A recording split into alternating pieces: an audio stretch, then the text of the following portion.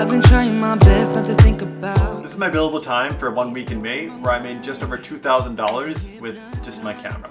A little clickbaity, I know, but I just wanted to talk a little bit about things I've learned making photography and videography my full-time profession. I think a big reason why I want to make this video is to kind of show my fellow creatives, other photographers and videographers, that real estate is a great option for steady income while still allowing you to be creative and work in your craft. Before making videography and photography my full-time profession, I was actually an environmental consultant.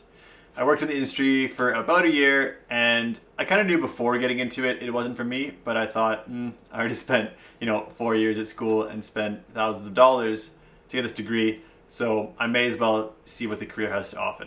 I knew that photography and videography was something I was always interested in. I always made like a whole bunch of like small little home videos and stuff when I was a kid. And I'd take on side jobs, often for like friends and family, doing like small little photo and video gigs here and there. So fast forward to January of 2020, I quit my job, and I didn't really have anything lined up at the time, which I think is ill-advised, but nonetheless, I kind of wanted to throw myself in sink or swim to kind of force myself to make something work, to try and make this my profession. I think I was like most in the industry. I was looking for freelance work where I could get it. I was putting postings online on Kijiji, and I was getting like little odd jobs here and there, but nothing really too consistent. I was also looking at postings I could find for job opportunities in the industry. And again, it was like either something I really didn't want to do that I knew I wouldn't enjoy, or I would apply and get no response back. But then I found a posting for a real estate photographer and videographer, and I thought, I really haven't done much of this, but I feel like this is something I could enjoy, as I think I watch HGTV an unhealthy amount for somebody in their 20s. As well, I was loving photography and videography. And from that, I ended up being put on an awesome team who helped me really like learn and grow in the industry. And it's been something that I've really, really enjoyed doing this past year. I feel like real estate photography and videography doesn't really get like a fair reputation. I think it's often seen more as a routine job rather than being an actual, photography piece of art or video piece of art. And I think before doing it, I would put myself in that category as well, where I didn't really consider it, something that's really artistic and expressive.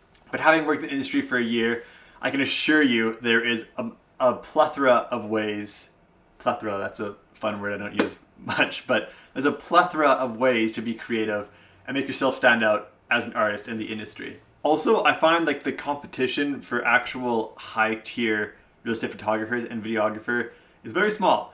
With that being said, there are plenty of real estate photographers and videographers out there, but there's very few good ones. Of course, having the equipment is half the battle, knowing how to use it is the other half. Something I want to talk about more in future videos about, how to like transition into using this equipment specifically for real estate purposes. Because before I started, I thought it was very simple. I thought, I can shoot, if I can shoot all this other like fancy brand stuff, or if I can make these cool travel videos, I think real estate will be no problem. It's definitely more complex than you think, especially if you want to deliver the highest tier product. And that kind of leads me on to my next point, which is it's really important to take the time and learn. I don't think it's something you can do right away where you can post your services online to be a real estate photographer or videographer. It's definitely something that you want to practice, especially like in your own house, use your family's house, your friend's house. Just practice on like a few houses first and really refine your craft before you market yourself, because having a refined product before you deliver will really help your client retention as well as discovery. If you deliver this high quality, high tier product at a competitive price, you're going to get referred and recommended to other agents at the branch, or they're going to keep coming back to you, or like you're just going to move up the ladder a lot quicker if you start at a high level. And then I think the last thing that I want to mention about the industry is just to be a nice and personable person. If you produce amazing work but you're a dick, you're not going to get much more work. And it's maybe not even just about being rude, but I think even if you're just more quiet or reserved when you're working with these people, being personable, asking questions, like being genuinely interested into like your client or like talking to them, can really help you get more work. I know it's something that's hard to change if you're not a personable person, but I think it's at least something to try and keep in mind when you're doing this work. Anyways, yeah, like I said at the beginning, the purpose of this video was just kind of like to kind of spark interest for those who are interested, and let you know that I want to go into like each of the topics I talked about here more depth. You know, I want to make like in-depth tutorials of how I shoot and edit my photos and video. I want to make in-depth tutorials of what to expect on set or when you're working on a house. Anyways, thank you so much for taking the time to watch this video. If you did enjoy it, let me know. If there's any specific topics you want me to go over in future videos, let me know as well. Till next time.